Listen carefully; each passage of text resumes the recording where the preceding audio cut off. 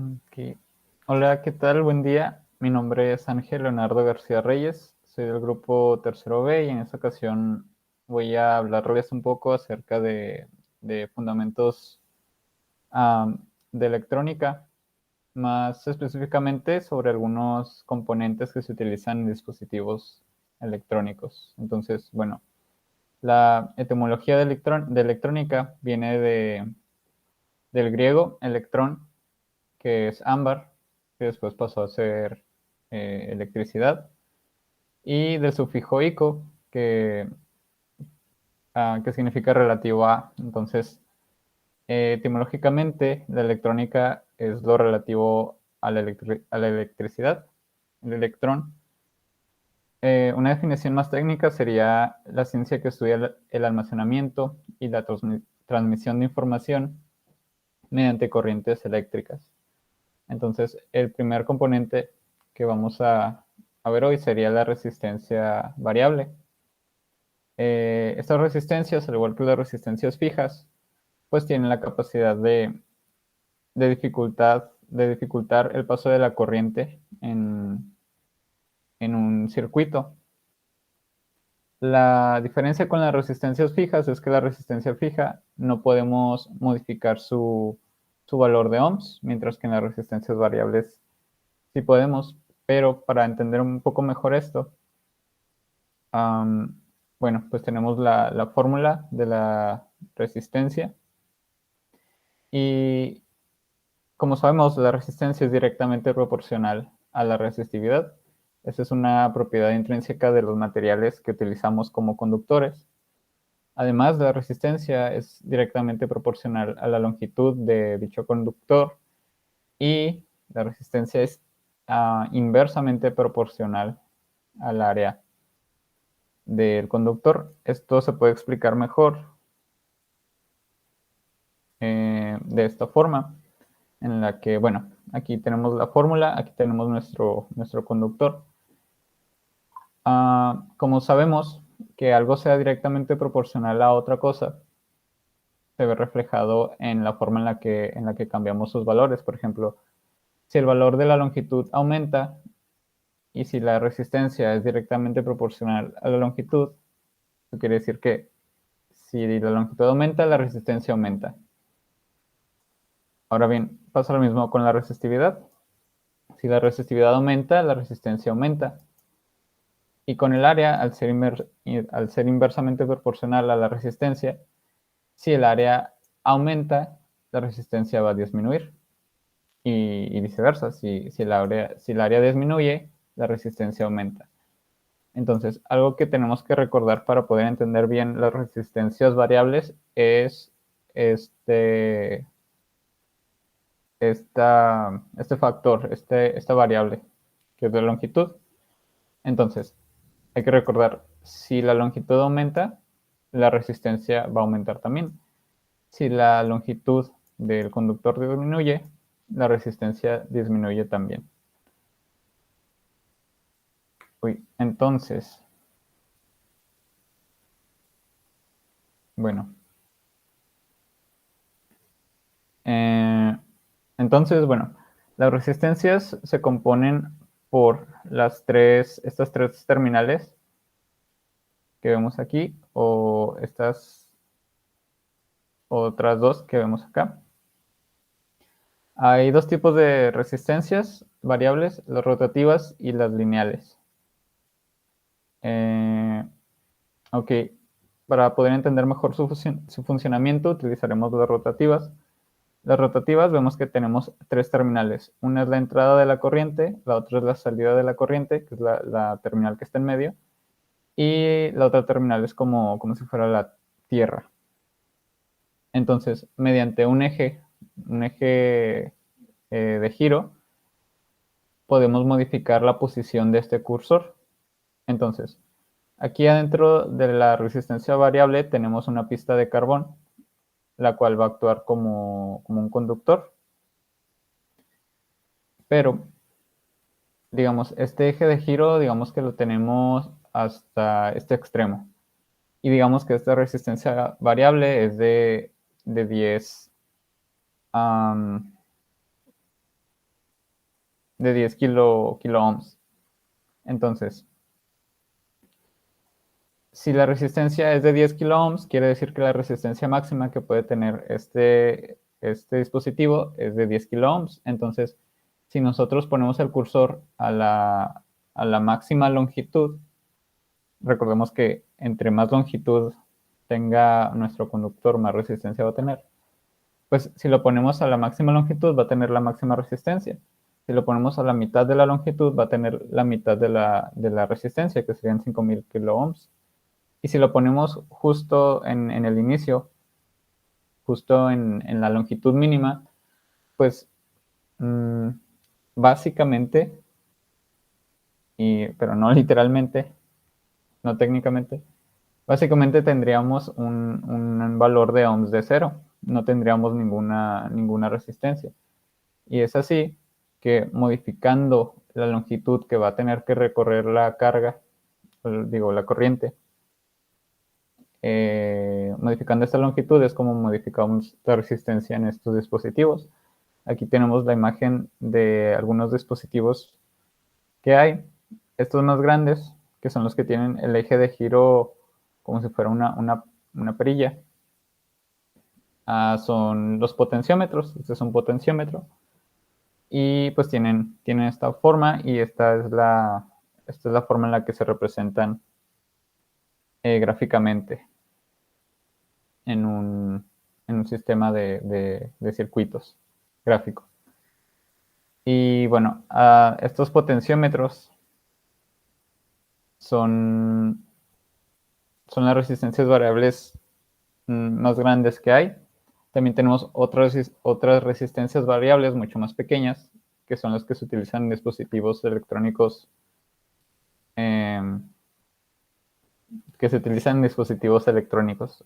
La diferencia es que además de ser más pequeños, tienen el mando o la perilla para accionarlos, no la tienen, sino que tienen una hendidura en la que mediante una herramienta muy parecida a la de un desatornillador lo giramos, y con esto modificamos la resistencia de este dispositivo. Entonces, esto impide que sean fácilmente manipulables, y por lo general están hechos para que solamente lo manipulen personas capacitadas o técnicos, y no cualquier usuario la pueda hacer. Y bueno, algunas aplicaciones que tenemos de las resistencias variables son en dispositivos de audio. Aquí tenemos, se pueden usar en consolas. Aquí tenemos ecualizadores en los que se utiliza pues la estructura básica de un potenciómetro de rotativo o lineal. También se utilizan para reguladores de iluminación. Es igual el mismo funcionamiento que vimos con las resistencias variables rotativas, o también en dispositivos que requieran una variación muy suave de corriente. Y bueno, también tenemos otros componentes que son los capacitores variables. Como ya hemos visto, la función principal de los capacitores o condensadores es almacenar energía en forma de cargas eléctricas mediante dos placas metálicas paralelas que estén separadas por un material aislante con la capacidad de polarizarse, es decir, un material dieléctrico. Entonces, bueno, la característica principal de los capacitores es su capacitancia o su capacidad. Y bueno, como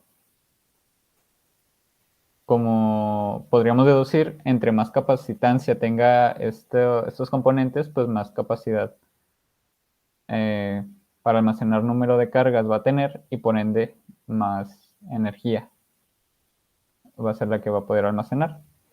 Y bueno, la capacitancia vemos que es directamente proporcional a la permitividad del vacío en el vacío, y también es directamente proporcional al área en este caso, de dos placas paralelas. También la capacitancia es inversamente proporcional a la distancia y por eso también podemos apoyarnos de otro simulador en el que, bueno, aquí tenemos nuestro condensador, nuestro capacitor. Nosotros lo cargamos, le proveemos de cargas conectándolo a una corriente. Entonces, aquí pues está conectado a la pila, ¿no? Lo podemos desconectar y el condensador va a almacenar la carga, no tiene forma de descargar la carga y así se va a quedar. Se va a quedar almacenando energía. ¿Qué pasa? Que, bueno, como vimos, la capacitancia es directamente proporcional al área, por decirlo de alguna forma, al área efectiva entre dos placas metálicas. Es decir, si el área de estas placas aumenta, la capacitancia aumenta. Si el área de estas placas disminuye, la capacitancia disminuye. Y como la capacitancia es inversamente proporcional a la distancia que hay entre estas dos placas, si la distancia aumenta, la capacitancia disminuye. Si la distancia disminuye, la capacitancia aumenta. Pero, ¿por qué? Bueno, cuando hablamos del área, podemos deducir que es porque hay más espacio para que las cargas se acomoden en estas placas. Ahora bien, si hablamos de la distancia, si tenemos menos distancia entre las cargas, menos fuerza va a haber entre ellas y menos cómodas se van a sentir estando en estas placas.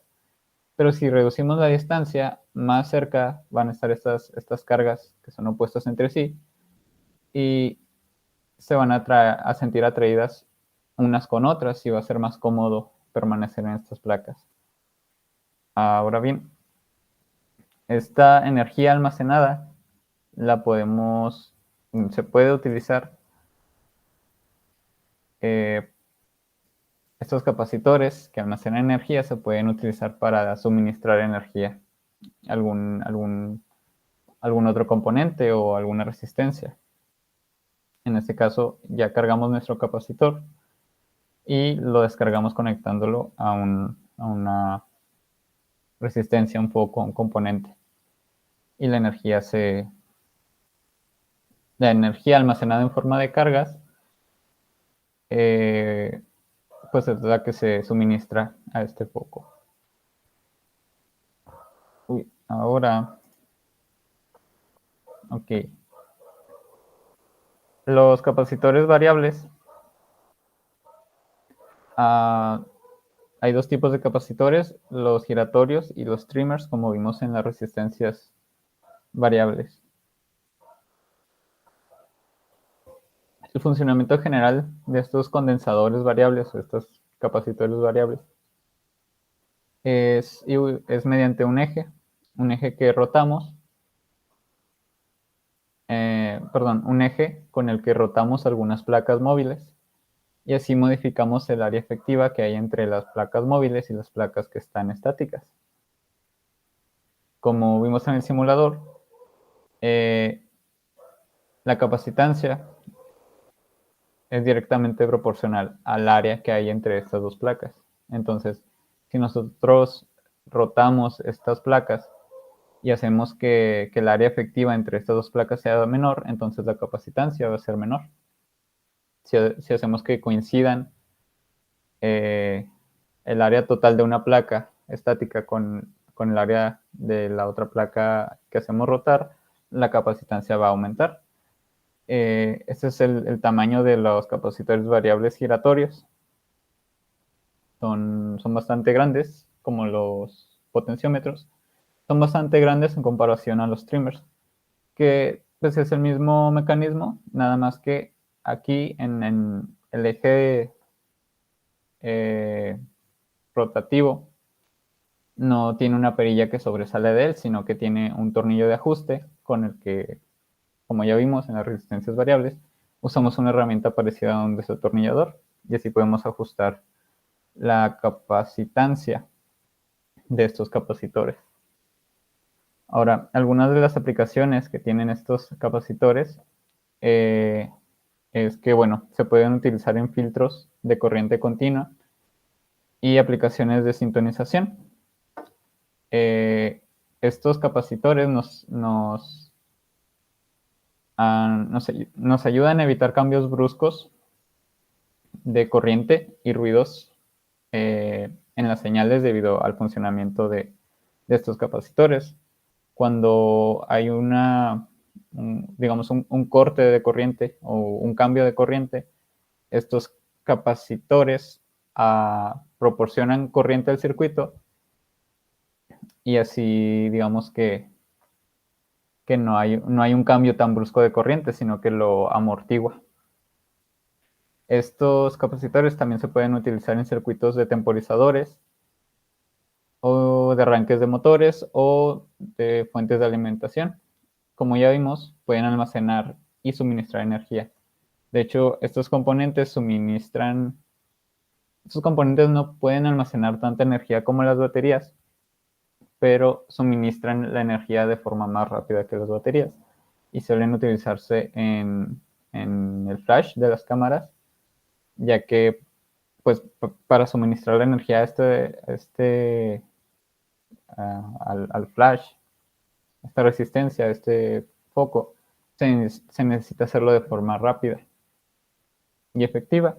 Entonces hay una batería que abastece de energía al capacitor y el capacitor abastece de energía al flash cuando es necesario. Ahora, tenemos también otros componentes que son los diodos.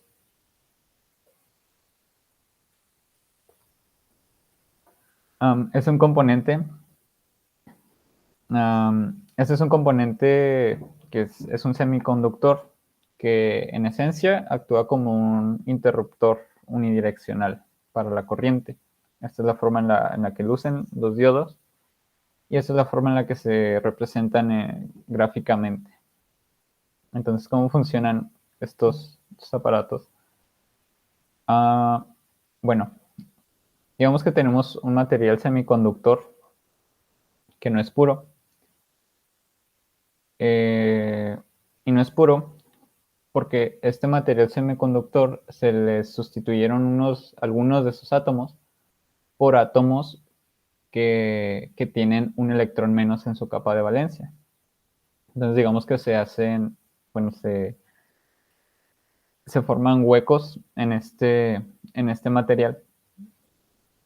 Se forman huecos donde faltan electrones y así el material se comporta como un material que está cargado positivamente. A este material semiconductor se le puede llamar, es de tipo P, porque tiene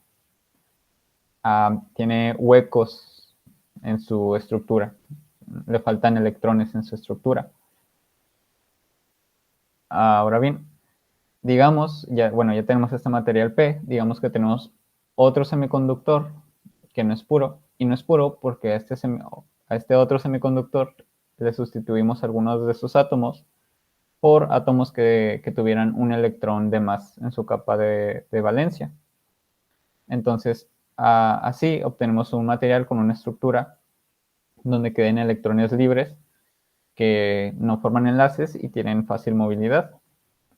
Así, este material se comporta como si estuviera cargado negativamente y este material se le puede decir que es de tipo N.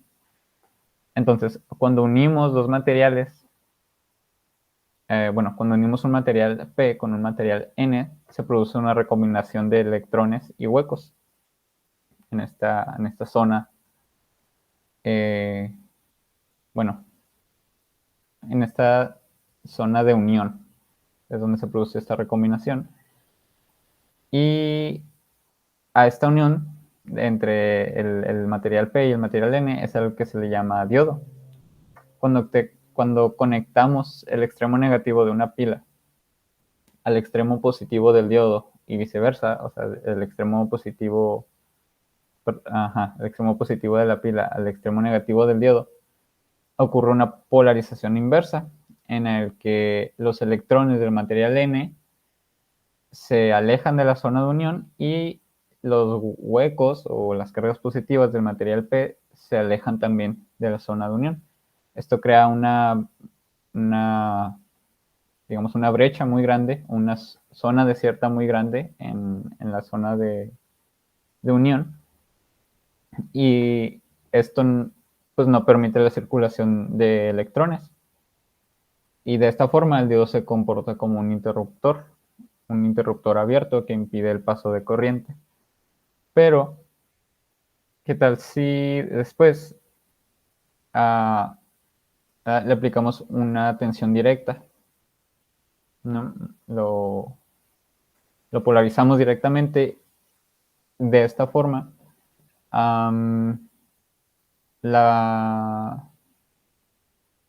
Bueno, sí, de esta forma se reduce la brecha que había en la zona de unión, y así los electrones pueden cruzar en la unión del material N al P y estos huecos en sentido opuesto.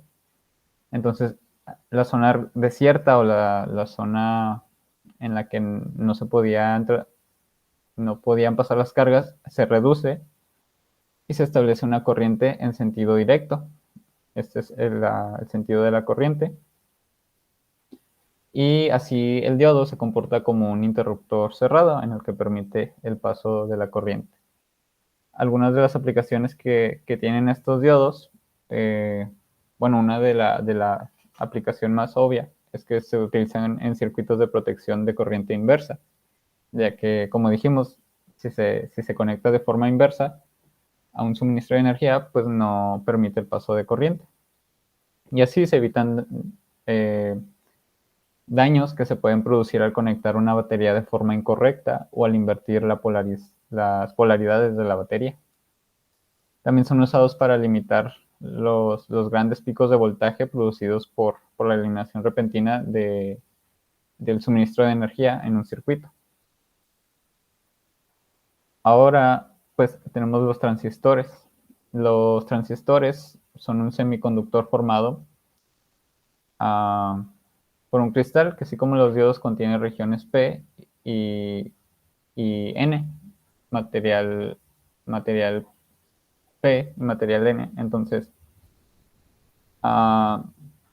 podemos tener podemos tener transistores PNP o NPN. La diferencia entre los PNP o NPN, es nada más la polaridad de sus electrodos. Pero bueno, cada una de estas regiones tiene una conexión. La región central es la base y las otras dos regiones son el colector y el emisor. Así es como lucen los transistores. Y bueno, el transistor puede funcionar como un interruptor cerrado.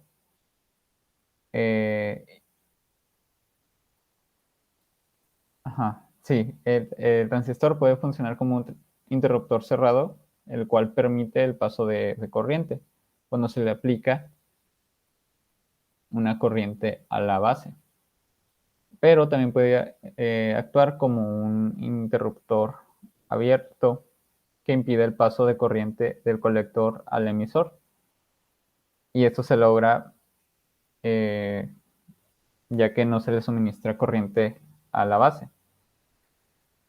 Además, puede funcionar como un amplificador, ya que mediante una corriente débil que se le aplique a la base, se puede inducir una corriente más grande que hay entre el colector y el emisor. Entonces, esto implica que señales débiles pueden transformarse en otras más fuertes. Y bueno, cuando no se le suministra corriente a la base, el transistor no permite conducir corriente del colector al emisor. Si a la base se le suministra una pequeña corriente, se puede controlar la cantidad de corriente que va del colector al emisor. Además, la corriente que pasa entre el colector y el emisor es mucho más grande que la corriente que se le aplica a la base. Ahora, si se le suministra suficiente corriente a la base para que la corriente que se transmite del colector al emisor sea la máxima, en esa situación, en ese caso, se dice que el transistor está saturado. Entonces, el transistor trabaja en corte y cuando el transistor trabaja en corte y en saturación, se está comportando como un interruptor. Y cuando el transistor trabaja con corrientes muy pequeñas que se le suministran a la base, para controlar la cantidad de corriente que va del colector al emisor, se está comportando como un amplificador. Algunas de las aplicaciones que tienen es que, bueno, se utilizan en amplificadores de señales de radio o televisión, así como en receptores de frecuencias moduladas de televisión o de otros aparatos de comunicación. Además, en las computadoras se utilizan para transmitir y calcular códigos binarios. Bueno, para calcular códigos binarios y transmitir códigos binarios de este transistor a otros transistores. Ahora bien,